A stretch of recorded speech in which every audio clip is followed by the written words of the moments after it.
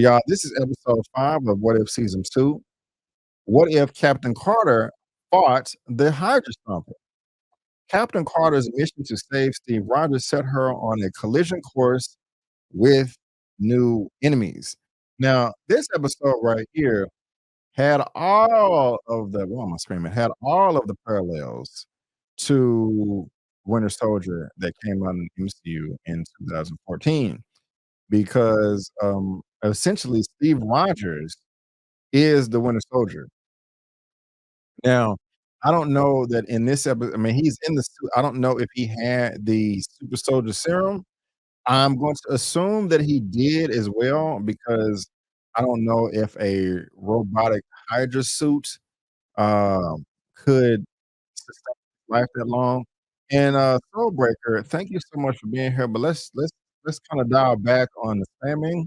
You put the same comment literally 10 times almost. So let's try to dial that back. So, we don't wanna do that, okay? I would really appreciate it. Um, Kev said his favorite episode was, part 2. The Nebula episode was good. So Kev and Gwendolyn is saying he didn't. He didn't what? This was a continuation story from season 1. As y'all are probably answering a question that I asked, and I can't remember right now. I was distracted. Um, Antonio, I know you're not reviewing the last episode yet, but the season finale was pretty great. Love the show and happy New Year. Yeah, yeah. Thank you, thank you. You know, I had some things to say. Oh, he didn't have the serum? So my thing is, if he didn't have the serum, what made him so important to sustain his life? Like, why would the Red Room choose him out of everybody to put in the suit?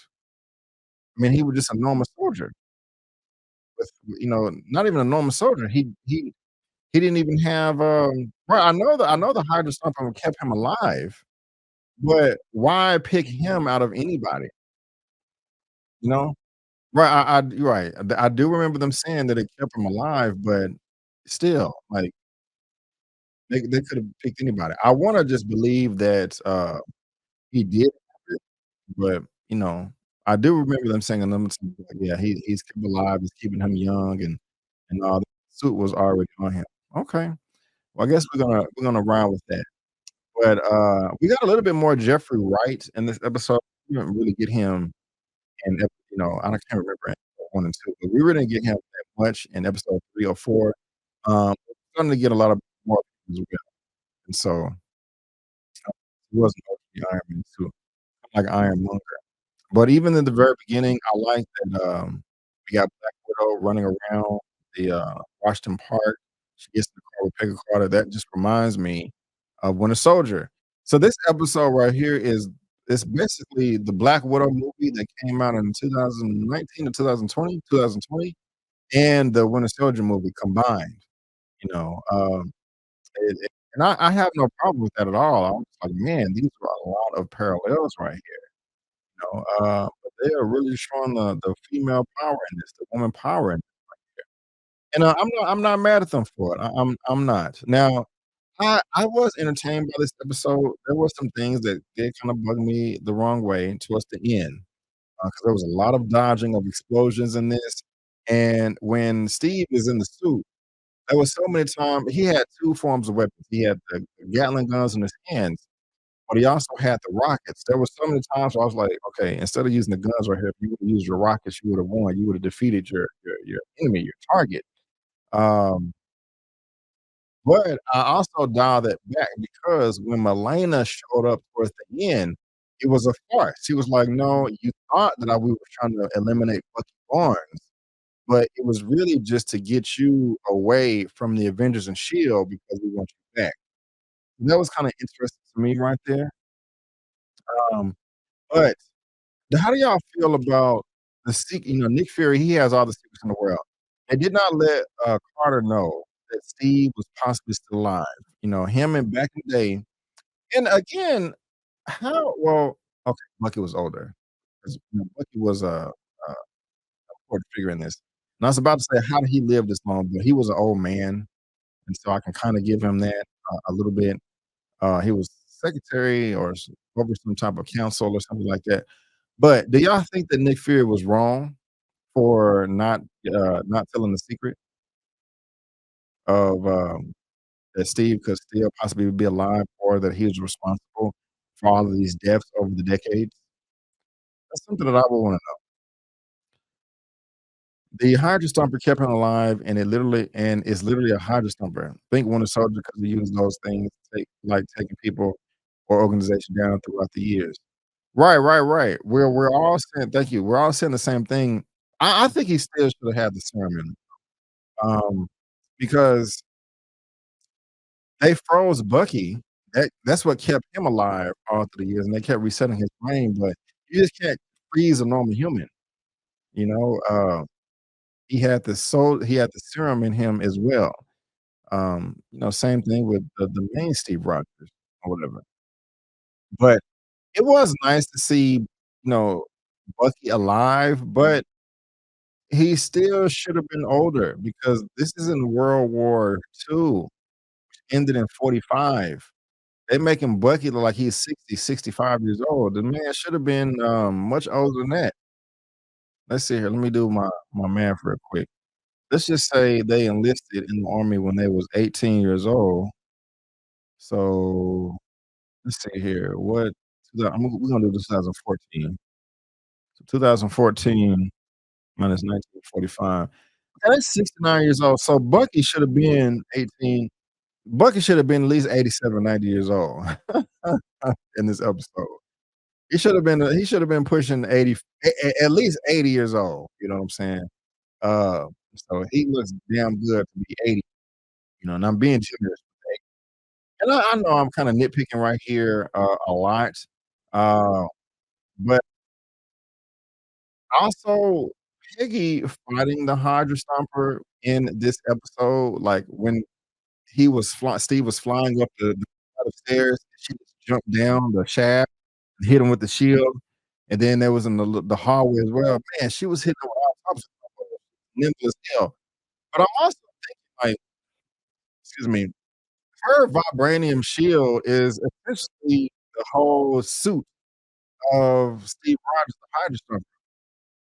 So for her to be able to keep up with that and just deck him as many times as she could is really interesting to me. You know, I know I'm nitpicking a lot, and I'm gonna be honest with you, I'm gonna nitpick the hell out of last episode. I had fun with it, but, yeah, wait for my commentary there, you know? But, this was an interesting plan that they had right here because I really thought that they were trying to eliminate Bourne, but of course, we found out later on that, it was a farce or whatever. But how did y'all feel about the choreography though, and all the fights between Peggy and the Hydra Stomper? I thought it was quite nice. I did, and, they take him back, they reset him, trying to wake him up, and, I did not know if Steve was, if he had control or not. I do like how they mimic the story with Winter Soldier because in that film, he did not have full control over everything. He was back and forth and back as far as if he had control of his mind. So I do like they kept that consistent, you know. I like the tie-in with the railroad. Me too. I do too. I just don't know what they are trying to prove with the OP girl power. Does it feel a bit forced to you? Let me know. I think so. I mean, I think that's what you're saying. He did that in the live action, kept secrecy, no. This is true. This is true. Didn't divulge until he felt it was necessary.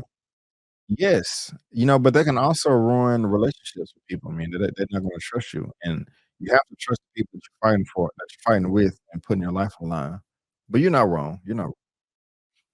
That whole ep with Peggy, Ned, and the widows, etcetera, the choreography was amazing. I had to rewind.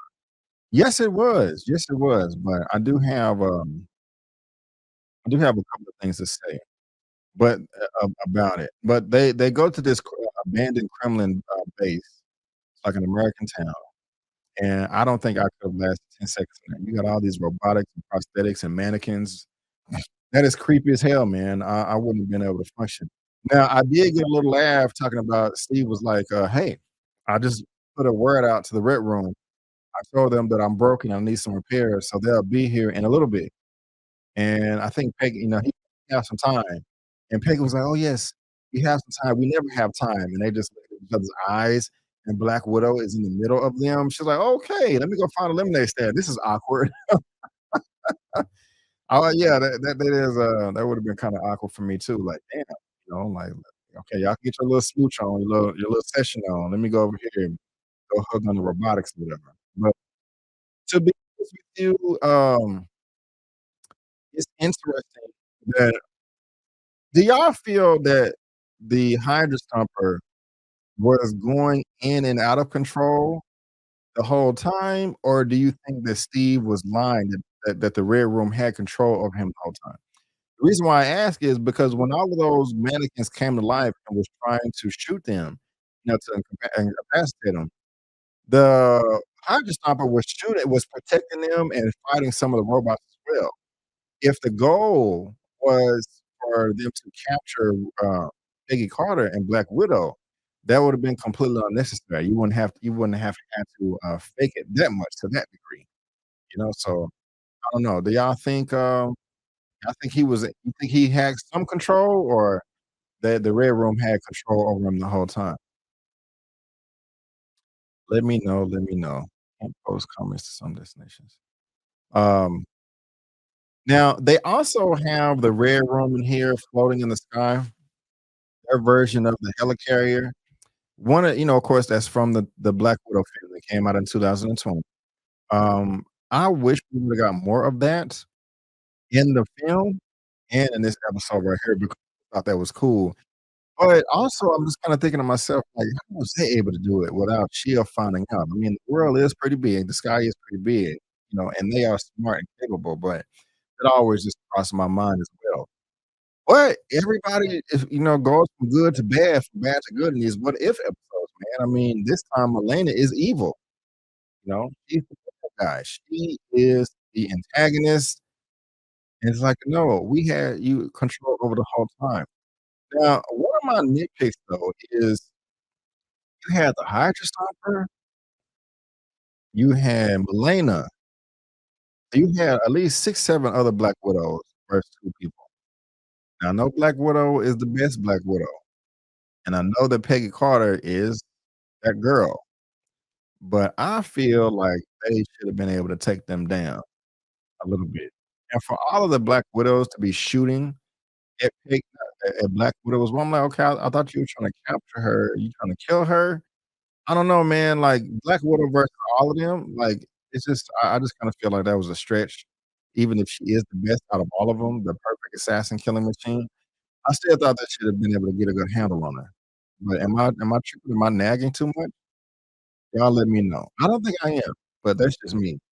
But earlier, when we started this broadcast and I was talking about Peggy Carter, like, man, Steve Rogers in the MCU, the live action MCU, he has never accomplished a number of the feats that Peggy Carter was able to do in this episode. When they were in the garage and the Hydra Stomper, he was hitting her with a car, not pushing the car into her or it brushing against her leg.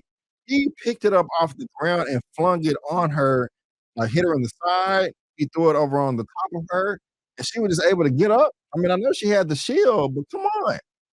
And then at one point, he threw the car at her, and she was able to duck under it and flip it back. I'm like, "Come on now. That's crazy." The most that Steve was ever able to do in a live action was hold that little guardrail and hold the plane and show him flexing.